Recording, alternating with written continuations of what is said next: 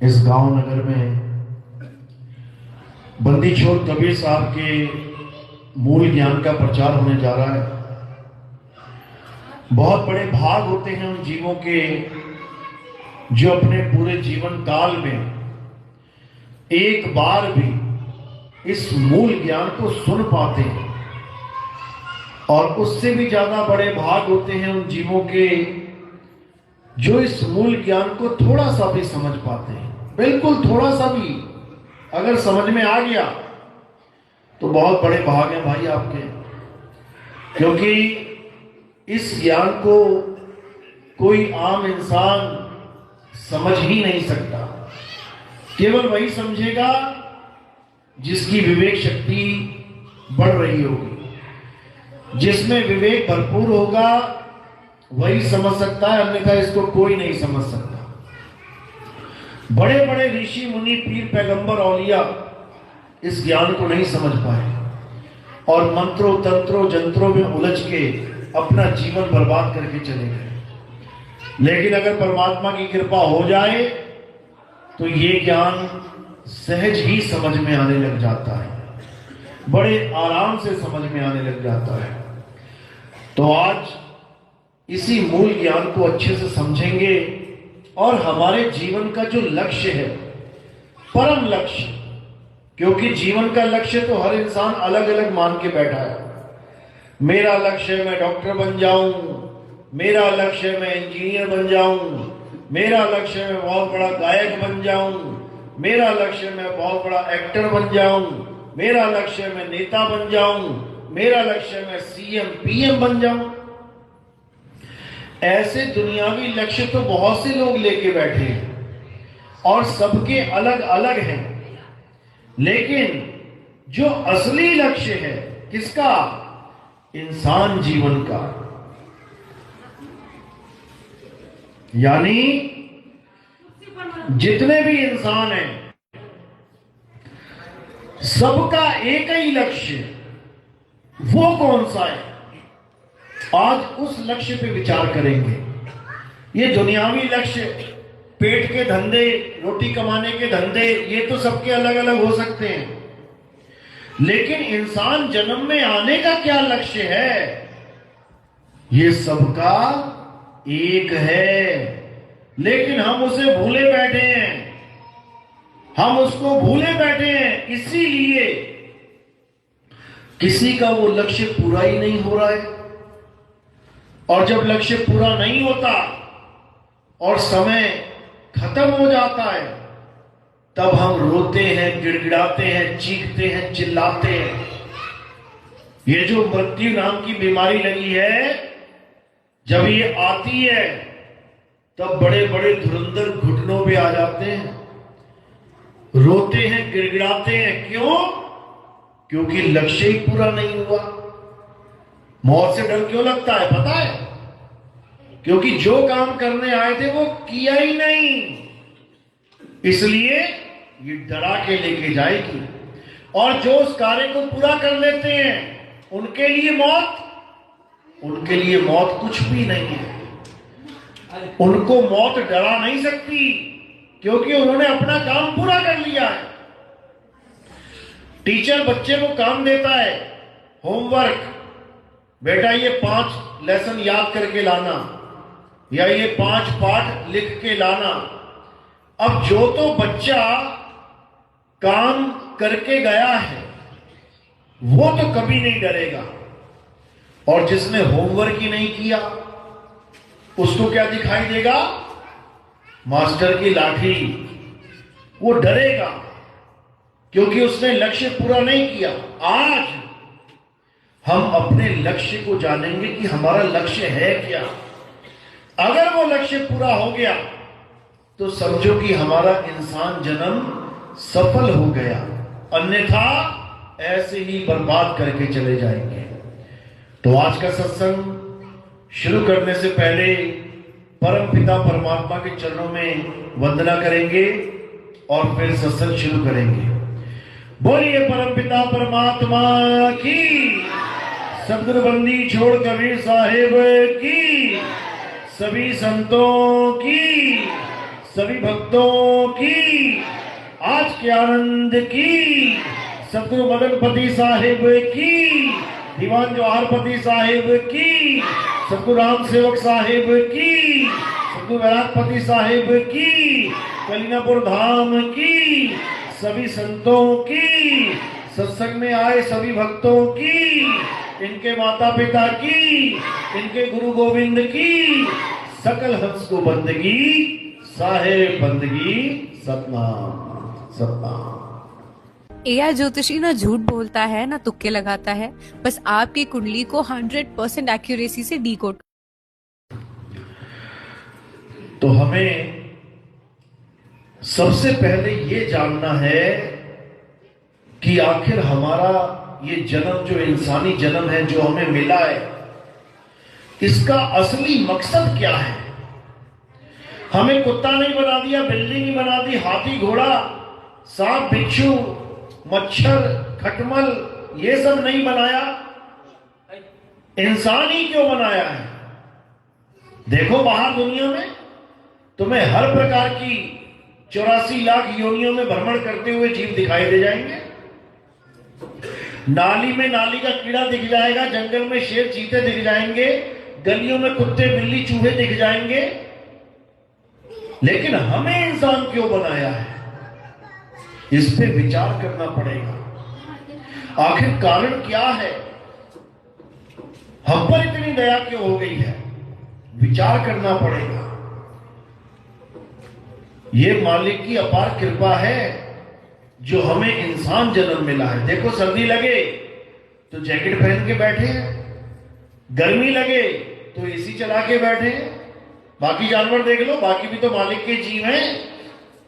सारा जन्म बिना कपड़ों के गुजर जाता है, बिना घर के गुजर जाता है, गलियों में ही जीवन निकाल के चले जाते हैं, जंगलों में ही दौड़ते भागते जीवन बीत जाता है। लेकिन तुम्हें आलीशान बंगले मिले हैं, मकान मिले हैं, दुकान मिली है, कमरे मिले हैं, कमरों में ताले लगे हैं, कोई घुस ना जाए अंदर।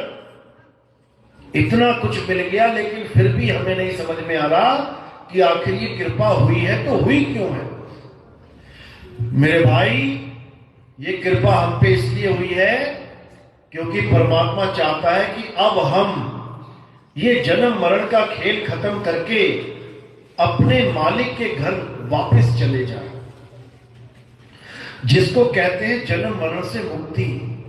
यानी अब नहीं आना इस संसार में दोबारा, अब किसी मां के गर्भ में उल्टा नहीं लटकना, आके लटक लिए जो 9 महीने लटकना था, अब बार बार नहीं। अब क्या करना है, हमें अपना वो लक्ष्य पूरा करना है जिसको प्राप्त करने के बाद हमारा जन्म सफल हो जाएगा। अब वो लक्ष्य है क्या। हिंदू कहता है कि मंदिर जाओ, पूजा पाठ करो, हवन यज्ञ करो, गीता पुराण पढ़ो, यही हमारे जीवन का लक्ष्य है, इसी को भक्ति कहते हैं। मुसलमान कहता है नहीं नहीं नहीं, कलमा पढ़ो, नमाज पढ़ो, रोजे रखो, ताजिया निकालो, इससे तुम्हारा जन्म सफल होगा, तुम्हें जन्नत मिल जाएगी। सिख कहता है बिल्कुल नहीं। सिख क्या कह रहा है, गुरुद्वारे आओ, बाणी पढ़ो, पाठ पढ़ो, नाम जपो, वाहेगुरु वाहेगुरु वाहेगुरु वाहेगुरु, सेवा करो, तब जाके तुम्हें सचखंड मिलेगा, मुक्ति मिल जाएगी। और ईसाई कह रहा है बिल्कुल नहीं, तुम चर्च आओ, तुम ईसा मसीह से प्यार करो, ईसा मसीह को भगवान मानो, हालेलुया हालेलुया का जाप करो, तब जाके तुम्हें परमात्मा मिलेगा, तुम्हें इस जन्म मरण से मुक्ति मिलेगी। बिल्कुल नहीं। ये चारों अपने अपने धर्म के अनुसार, अपने अपने कर्म के अनुसार अपना अपना मत प्रदान कर रहे हैं, लेकिन इन चारों में से किसी को नहीं पता कि आखिर हम करने क्या आए हैं। ये चारों को लग रहा है कि हम अलग अलग बात कर रहे हैं। हम तो गीता पुराण की बात कर रहे हैं, वो कह रहा हम तो कुरान की बात कर रहे हैं, वो कह रहा हम तो गुरु ग्रंथ साहब की बात कर रहे हैं, वो कह रहा हम तो बाइबल की बात कर रहे हैं। चारों को लग रहा है कि वो अलग अलग साधना कर रहे हैं, वो अलग अलग रास्ता इख्तियार करके बैठे हैं, लेकिन असल में वो चारों एक ही चीज पकड़ के बैठे हैं। और वो क्या चीज है? उसे 52 अक्षर कहते हैं। 52 अक्षर यानी आ आ, ई उ ऊ, गा खा गा, चा छा जा, टा था दा, ये सारे अक्षर, इन्हीं अक्षरों को 52 अक्षर कहते हैं। सारी भक्तियां इन्हीं 52 अक्षरों के द्वारा होती हैं। तो मंदिर में जाके आरती गा लो, ओम जय जगदीश हरे, क्या है ये? 52 अक्षर।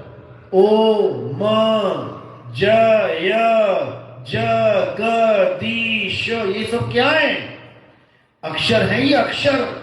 तुम मंदिर जाके अक्षर रट रहे हो, अक्षर पे अक्षर, अक्षर पे अक्षर। और मुसलमान क्या कर रहा है?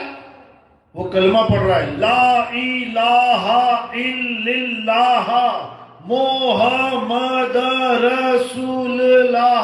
क्या है ये? अक्षर।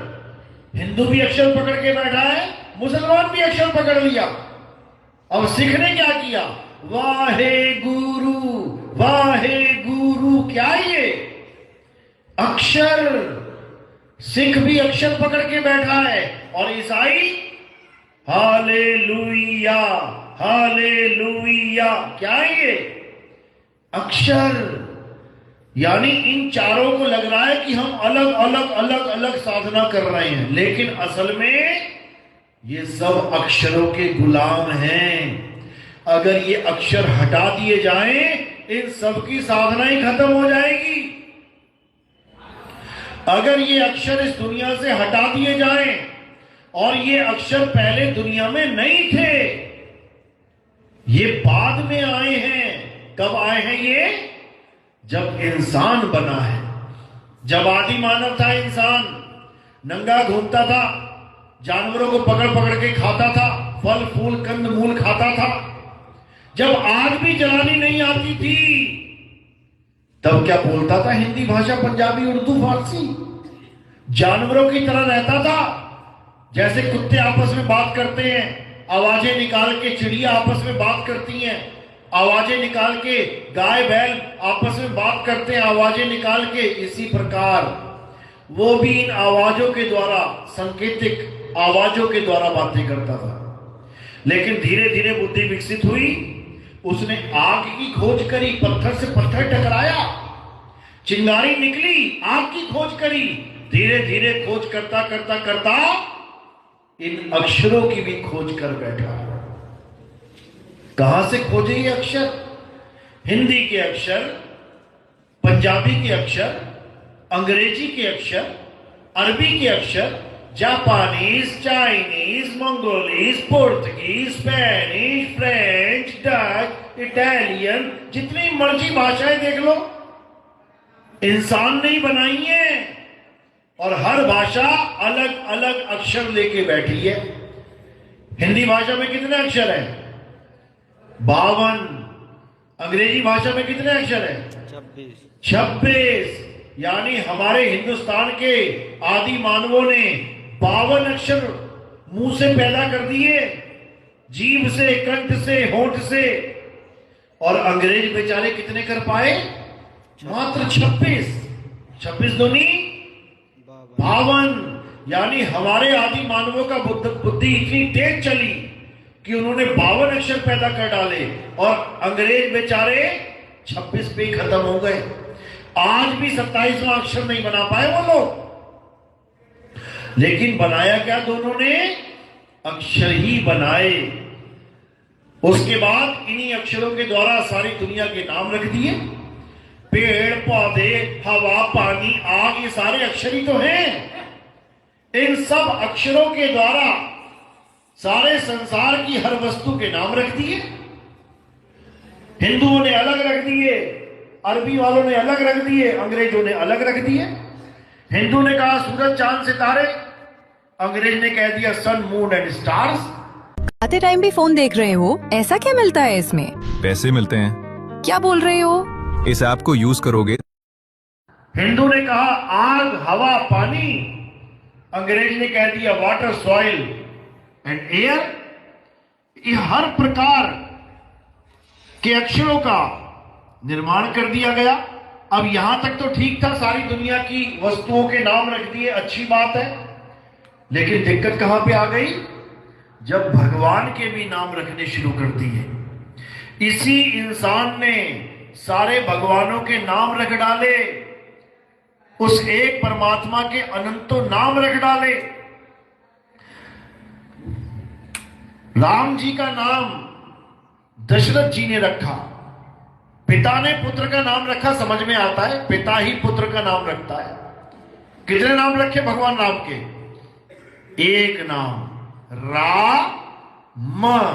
और क्यों रख पाए नाम? क्योंकि अक्षरों की खोज हो गई थी। अगर ये अक्षर ना बनाए होते तो राम जी का नाम राम कैसे रखते? यानी राम नाम रखने के लिए भी हिंदी भाषा के अक्षर की जरूरत है। अक्षर ना हो तो भगवान का कोई नाम भी ना रख पाए। इसी प्रकार अरब देश वालों ने अल्लाह, रब, खुदा, पता नहीं कितने नाम रख दिए। कुरान में 99 नाम का जिक्र है, 99 नाम उस अल्लाह के रखे गए हैं। इसी प्रकार हजारों नाम अलग अलग भाषाओं में, अलग अलग देशों में उसी एक परमात्मा के नाम रख दिए गए।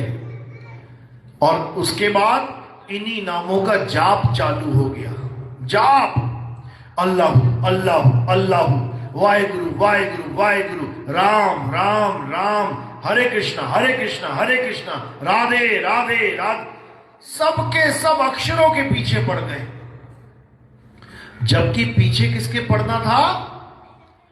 उस परमात्मा के पीछे पड़ना था कि आखिर वो परमात्मा है कहां। ये किसी ने नहीं ढूंढा और केवल नाम जपने में लग गए। जपते जाओ जपते जाओ, पूरा पूरा जीवन नाम जपने में लगा दिया, लेकिन नहीं जान पाए कि वो परमात्मा रहता कहां है। तो कबीर साहब समझा रहे हैं, मोह को कहां ढूंढे रे बंदे, मैं तो तेरे पास में। वो परमात्मा हमारे बिल्कुल पास में है, लेकिन हमें उसका भेद ही नहीं पता, हमें उसकी जानकारी नहीं है। तो पास होकर भी वो हमसे कोसों दूर है। समझो, यानी वो परमात्मा हमारे पास है, लेकिन हमें उसका एहसास नहीं हो पा रहा है, इसलिए वो हमसे दूर है। अब उसको पाने के लिए हम क्या कर रहे हैं? हम नाम जप रहे हैं। किसी भी गुरु ने हमें नाम दे दिया, कोई हिंदू गुरु मिल गया तो वो कह देगा राम राम जप लो। कोई मुसलमान गुरु मिल गया, वो कह देगा अल्लाहु अल्लाहु कर लो। कोई सिख गुरु मिल गया, वो कहेगा वाहेगुरु वाहेगुरु जप लो। कोई ईसाई मिल गया, वो कहेगा हालेलुया जप लो। चारों ने ही हमें नाम जपवा दिया, लेकिन वस्तु का ज्ञान नहीं दे पाए, उस परमात्मा का ज्ञान नहीं दे पाए। तो कबीर साहब समझा रहे हैं, अरे वस्तु कहीं और ढूंढे कहीं, कैसे लागे हाथ और गुप्त वस्तु तब मिले, भेदी लीजिए साथ। भेदी लीना साथ में और दीनी वस्तु लखाए, कोटि जन्म का पंथ था पल में पहुंचा जाए।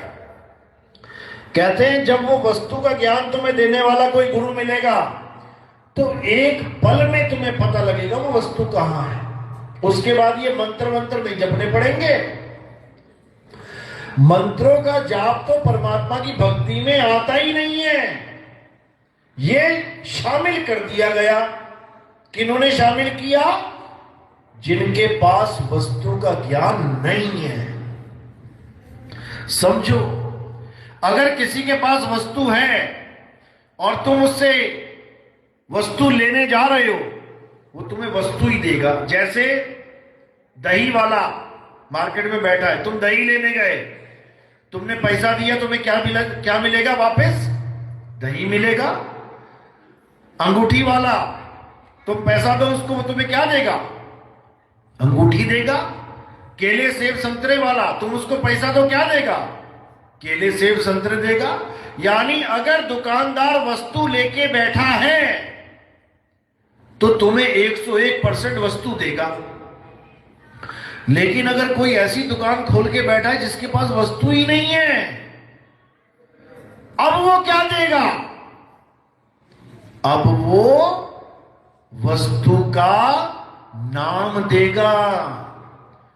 जैसे तुम सोना लेने गए, अब दुकान के बाहर लिखा है सोना खरीदें, लेकिन अंदर सोना है ही नहीं, और तुमने कहा मुझे सोना चाहिए, तुम्हारे कान में क्या बोलेगा वो? सोना। बेटा घर जाके जपना है इसे, 2.5 घंटे जपना है, 3 घंटे जपना है, और तुम घर जाके जप रहे हो सोना सोना सोना सोना सोना सोना। कितनी देर में मिल जाएगा? कितने महीने में मिल जाएगा? कितने साल में मिल जाएगा? कितने युग में मिल जाएगा? अरे सारा जन्म बीत जाएगा। सोना सोना करते करते सारा जन्म बीत जाएगा, वस्तु नहीं मिलने वाली। इसी प्रकार अगर तुम्हें प्यास लगी है और तुम्हें ऐसा गुरु मिल गया जो तुम्हें पानी पानी नाम जपने को दे दे, और तुम जपते रहो सारी उम्र, पानी पानी पानी पानी, कब तक मिल जाएगा पानी? सारी उम्र बीत जाएगी। पानी पानी जपते जपते प्यासा ही मर जाएगा, लेकिन पानी को नहीं पाएगा। इसीलिए कबीर साहब ने इन नाम जपने वाले गुरुओं को गुरुआ कहा है। गुरुआ क्या कहते हैं? अरे घर घर मंत्र देत फिरत है माया के अभिमाना, गुरुआ सहित शिष्य सब बूढ़े अंतकाल पछताना, साधो देखो ये जग बौराना। यानी दुनिया पागल हो गई है। क्यों? क्योंकि घट में पड़ी वस्तु नहीं ढूंढे और नाम जपने में लग गई। जो वस्तु तुम्हारे पास है उसका तुम्हें आभास नहीं है, और जो उसका नाम है वो नाम जपने में लग गए। पानी तुम्हारे घर में पड़ा है, उसका तुम्हें एहसास नहीं है, और पानी का नाम जपने में लग गए, तो कैसे कल्याण होगा? कभी कल्याण नहीं होगा। इसीलिए कबीर साहब समझा रहे हैं कि जब तक पानी पिलाने वाला गुरु नहीं मिल गया, पानी पिलाने वाले गुरु का मतलब तुम्हें तत्वदर्शी संत की जरूरत है। पानी एक तत्व है। कितने तत्व है संसार में? 5।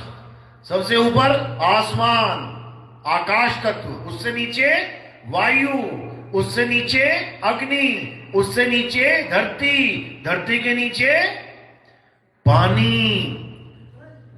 पानी एक तत्व है। और अगर तुम्हें पानी चाहिए तो तुम्हें ऐसा गुरु चाहिए जो तत्व का भेद बता दे, तत्व से तुम्हें जोड़ दे, पानी तुम्हें पिला दे, तब तो समझो कि प्यास बुझेगी। और अगर तुम्हें ऐसा गुरु मिल गया जो तुम्हें पानी के नाम जपवा दे, जपो जल वाटर नीर तोए पानी, जल वाटर नीर तोए पानी, जल कभी नहीं मिलेगा भाई। इसीलिए कबीर साहब समझा रहे हैं कि ये मंत्रों को त्याग दो। हिंदू है तो हिंदुस्तानी मंत्रों को त्याग दे, अरबी भाषा है तो अरबी के मंत्रों को त्याग दे, अंग्रेज है अंग्रेजी के मंत्रों को त्याग दे, जापानी है जापानीज मंत्रों को त्याग दे, चाइनीज है चाइनीज मंत्रों को त्याग दे, हर प्रकार की भाषा के मंत्रों को त्याग दे, और किसको ढूंढे? उस परम तत्व को ढूंढे जिसके लिए गीता में समझाया जाता है, हे अर्जुन, इस दुनिया में 2 प्रकार के तत्व हैं। कौन कौन से? एक असत्य और एक सत्य है। हे अर्जुन, असत्य वो है जो जन्मता और मर जाता है, असत्य वो है जो पल पल बदलता रहता है। असत्य वो है जो बनता और बिगड़ जाता है। तो क्या है वो तत्व? ये पंच भौतिक तत्व। ये शरीर पैदा हुआ है, नाश हो जाएगा। ये पेड़ पौधे पैदा हुए हैं, नाश हो जाएंगे। ये मंदिर मस्जिद गुरुद्वारे चर्च बनाए गए हैं, ढह जाएंगे। ये मूर्तियां, ये पत्थर, ये सारी प्रतिमाएं गढ़ी गई हैं, टूट जाएंगी। ये असत्य तत्व है। तो सत्य क्या है? हे अर्जुन, पूरे ब्रह्मांड में सत्य केवल एक है, और वो क्या है? हे अर्जुन, आत्म तत्व ही सत्य है। ये आत्मा ही सत्य है। इस आत्मा का ना तो कभी जन्म होता है, ना ही ये आत्मा की कभी मृत्यु होती है। इस आत्मा को ना तो कोई शस्त्र काट सकता है, ना अग्नि जला सकती है, ना वायु सुखा सकती है, ना जल भिगो सकता है। अगर इस संसार में कुछ सत्य है तो केवल और केवल आत्मा सत्य है। तो हमें दोनों प्रकार के तत्वों का ज्ञान अध्याय 2 16वें श्लोक में मिल जाता है। दोनों प्रकार के तत्वों का ज्ञान। तो अब क्या करना है? हमने असत्य को त्यागना है। असत्य क्या है? ये शरीर असत्य है। शरीरों की पूजा त्यागनी है। शरीरों की पूजा छोड़ देनी है। और किसकी पूजा करनी है? आत्मा की पूजा करनी है। क्या करना है? अध्याय 3 17वां श्लोक पढ़ो, क्या लिखा है। कहते हैं, हे अर्जुन, जो अपनी आत्मा में रमण करते हैं, जो अपनी आत्मा में तृप्त हैं, जो अपनी आत्मा में संतुष्ट हैं, उनके लिए कोई धार्मिक कर्म कर्तव्य लागू ही नहीं होता। यानी उनको अपने पूरे जीवन काल में कहीं भी किसी भी प्रकार की पूजा पाठ, हवन यज्ञ, कोई नमाज, कोई गुरुद्वारा, कोई चर्च, कहीं जाने की जरूरत नहीं। किनको? जो आत्मज्ञानी गुरु की शरण में आ जाते हैं। और जो उनकी शरण ग्रहण नहीं करते, वो मंदिर भी जाएं, मस्जिद भी जाएं, गुरुद्वारे भी जाएं, चर्च भी जाएं। क्यों? कारण क्या है? ताकि वो धर्म कर्म के इस मार्ग से जुड़े रहें। लेकिन जब किसी के जीवन में आत्मज्ञानी गुरु आ गया, अब उसे किसी मंदिर जाने की जरूरत नहीं, किसी मस्जिद जाने की जरूरत नहीं, किसी गुरुद्वारे जाने की जरूरत नहीं, किसी चर्च में जाने की जरूरत नहीं। कारण क्या है? कारण यह है कि उसे सत्य का बोध हो गया है। उसे पता लग गया है कि आत्मा ही सत्य है। बाकी हर चीज का नाश किया जा सकता है। अगर कोई अविनाशी है तो वो केवल और केवल आत्मा है। आत्मा। जय